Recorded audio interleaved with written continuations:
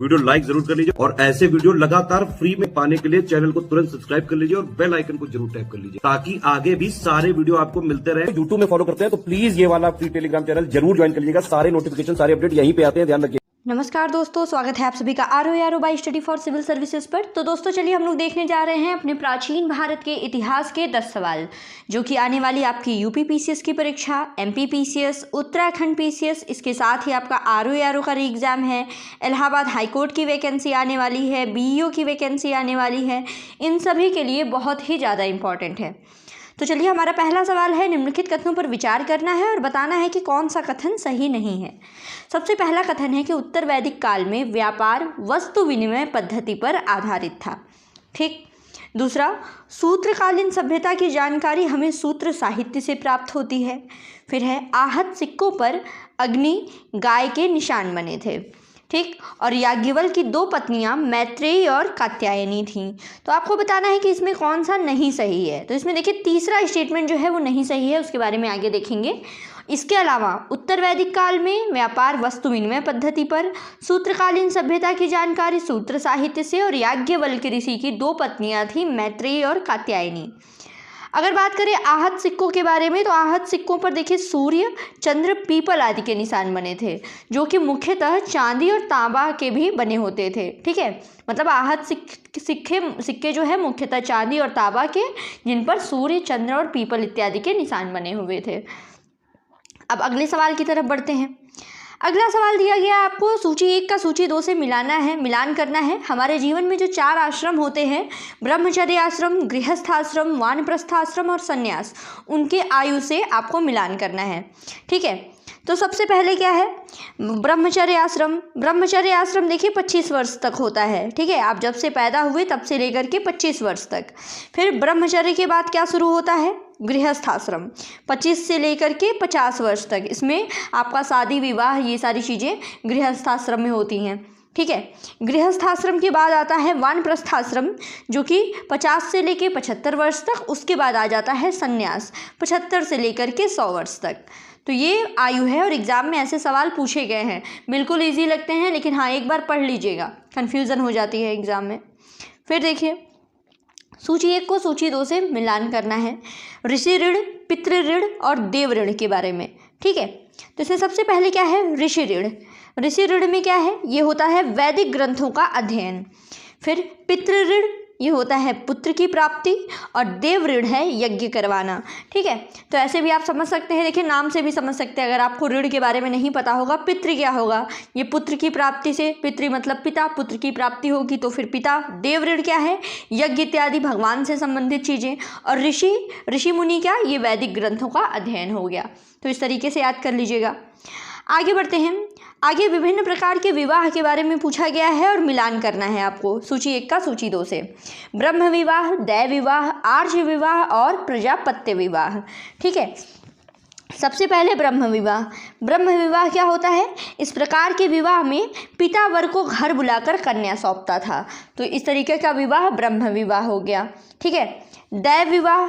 दैव विवाह क्या होता है, दैव विवाह में यज्ञ करने वाले के साथ विवाह। ठीक है, यज्ञ करने वाले के साथ विवाह करवाना दैव विवाह कहलाता था। फिर आर्ष विवाह। आर्ष विवाह क्या होता है, इसमें कन्या का पिता वर से बैल लेकर विवाह करता है। एक तरीके से वर की साइड से बैल इत्यादि लेकर के अपनी कन्या का विवाह करना। और प्रजापत्य विवाह क्या होगा, इसमें पिता वर से वचनबद्धता प्राप्त करता है। तो ये हो गया प्रजापत्य विवाह। ठीक है, तो ये हो गया आपके विभिन्न तरीके के विवाह। डायरेक्ट भी एग्जाम में पूछा जा सकता है और इस तरीके से मिलान करके भी। अब आगे बढ़ते हैं। आगे ये भी विवाह से ही संबंधित है, असुर विवाह, गंधर्व विवाह और राक्षस विवाह। ठीक है, तो सबसे पहले असुर विवाह। असुर विवाह क्या था, ये था विक्रय विवाह। ठीक है, गंधर्व विवाह। गंधर्व विवाह होता है प्रेम विवाह, और राक्षस विवाह होता है अपहरण विवाह। ठीक है, मतलब जो प्रेम विवाह हुआ वो गंधर्व प्रकार का, अपहरण करके विवाह ये राक्षस विवाह के अंदर में, और विक्रय विवाह जो था वो असुर विवाह। अब आगे बढ़ते हैं। चलिए आगे बढ़ते हैं। अगला है, निम्नलिखित कथनों पर विचार करना है और बताना है कि कौन सा कथन आपका सही है। यहाँ पे सबसे पहले पुरुष मेध यज्ञ, ये 7 दिनों तक चलता था। फिर राजसूय यज्ञ जो है ये राजा के राज्याभिषेक से संबंधित था। वाजपेयी यज्ञ राजा अपनी शक्ति के प्रदर्शन के लिए आयोजित कराता था। और पंचपशु यज्ञ में 5 पशुओं की बलि दी जाती थी। ठीक है, तो आपको बताना है कि इसमें कौन सा कथन सही है। तो इसमें देखिए केवल पहला कथन गलत है यहाँ पे, बाकी दूसरा, तीसरा, चौथा बिल्कुल सही है। पहले कथन में क्या गलत है कि पुरुष मेध विवाह जो है वो 7 दिनों के लिए नहीं बल्कि 5 दिनों के लिए चलता था। ठीक है, तो पुरुष मेध यज्ञ, अभी तक विवाह ही चल रहा है, पुरुष मेध यज्ञ जो है ये 5 दिनों के लिए। राजसूय यज्ञ राजा के राज्याभिषेक से संबंधित। वाजपेयी यज्ञ अपनी शक्ति का प्रदर्शन करने के लिए राजा आयोजित करता था। और पंच पशु में 5 पशुओं की बलि दी जाती थी। आगे बढ़ते हैं, ये देख लीजिए पुरुष मेध यज्ञ 5 दिनों तक चलता था और इसका आयोजन करने वाले या इसको करने वाले ब्राह्मण या क्षत्रिय होते थे। इसमें पुरुषों की बलि दी जाती थी पुरुष मेध में, और इसमें सर्वाधिक 5 यज्ञ स्तंभ का निर्माण किया जाता था। ठीक, आगे बढ़ते हैं। अगला सवाल दिया गया है कि निम्नलिखित कथनों पर विचार करना है और बताना है कौन सा कथन सही है। सबसे पहले अग्निहोत्री यज्ञ जो है ये प्रातः और सायं अग्नि उपासना के साथ संपन्न किया जाता था। फिर दर्श और पूर्णमास यज्ञ जो है ये अमावस्या और पूर्णिमा को संपन्न किए जाते थे। चतुर्मास यज्ञ प्रत्येक चाह माह पर किया जाता था। और श्रोत्रामणि यज्ञ में पशु और सुरा की बलि दी जाती थी। तो इसमें कौन से कथन सही हैं? तो देखिए यहाँ पे सारे कथन सही हैं। ठीक है, ऑप्शन डी कर लीजिएगा सभी। ठीक है, तो इसको पढ़ लीजिएगा आप अग्निहोत्री यज्ञ के बारे में कि सुबह प्रातः में और सायं में अग्नि की उपासना। दर्श और पूर्णमास में क्या, अमावस्या और पूर्णिमा को ये होते थे। चतुर्मास नाम से पता चल रहा है कि प्रत्येक 4 माह पर। और श्रोत्रामणि में पशु और सुरा की बलि। आगे बढ़ते हैं। अगला सवाल है कि निम्नलिखित कथनों पर विचार करना है और बताना है कि कौन सा सही है। सबसे पहले दिया गया है कि वैदिक सभा और समिति प्रजापति देवता की 2 पुत्रियां थीं। ठीक है, इनको प्रजापति देवता की 2 पुत्रियां कहा जाता है। फिर है ऋग्वेद में यज्ञ करने वाले को होता कहा गया है। यूप का अर्थ होता है याज्ञिक स्तंभ। ठीक है, और ऋग्वैदिक कालीन आर्यों की पहचान शिव से नहीं थी। तो आपको बताना है कि यहाँ पे कौन से कथन सही हैं। तो यहाँ पे पहला, तीसरा और चौथा कथन सही है। अब आगे देख लेते हैं। ऋग्वेद में जो लोग देवों का आवाहन करते थे उनको होता कहा गया है। ठीक है, अब आगे बढ़ते हैं। निम्नलिखित कथनों पर विचार करना है और बताना है कि कौन सा सही नहीं है। ठीक है, तो इसमें देखिए सबसे पहले विष्णु का तमिल नाम है तिरुमल। ठीक, फिर विज्ञानवाद संप्रदाय की स्थापना मैत्रेय नाथ ने की थी। विज्ञानवाद संप्रदाय। फिर मित्र देवता के रथ को बकरे द्वारा खींचने का वर्णन मिलता है।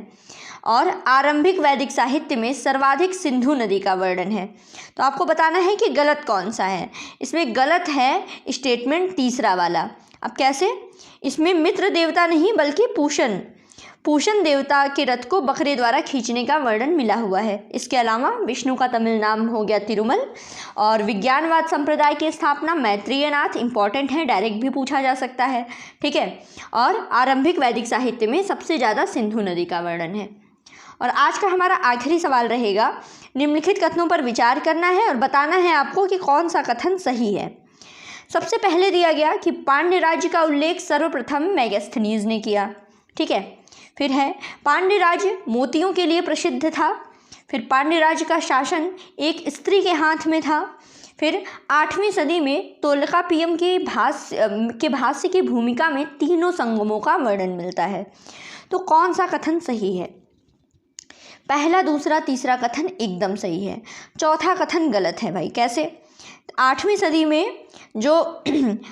सदी में इयरन्नार अगपोरुल की भाष्य भूमिका में इनकी भाष्य भूमिका में तीनों संगमों का वर्णन मिलता है, न कि तोल्काप्पियम में। ठीक है, इनके अनुसार ये तीनों संगम 9,990 वर्ष चले। ठीक है, इसमें 8,598 कवियों ने भाग लिया था और 197 पांड्य राजाओं ने इन संगमों को संरक्षण प्रदान किया था। ठीक है, इसके अलावा देखिए ये सब सारे स्टेटमेंट सही है कि पांड्य राज्य का शासन स्त्री के हाथ में था, ये मोतियों के लिए प्रसिद्ध था और इसका पहली बार इस पांड्य राज्य का उल्लेख मेगास्थनीज ने किया था। ठीक है, अब आप लोगों के लिए जाते जाते एक सवाल है कि बताइए मेगास्थनीज की कौन सी रचना है जो बहुत ही ज़्यादा इम्पॉर्टेंट है। मेगास्थनीज की वो कौन सी रचना है बहुत ज़्यादा इम्पॉर्टेंट है, और मेगास्थनीज जो है वो किस देश से इन्होंने ये बिलोंग करते थे, किस देश से संबंधित थे, वो भी बताइए। ठीक है, तो जाते जाते आप लोगों के लिए 2 सवाल है। बाकी नेक्स्ट वीडियो में हम लोग फिर 10 MCQ के साथ मिलेंगे। बाकी पढ़ते रहिए। God bless you all.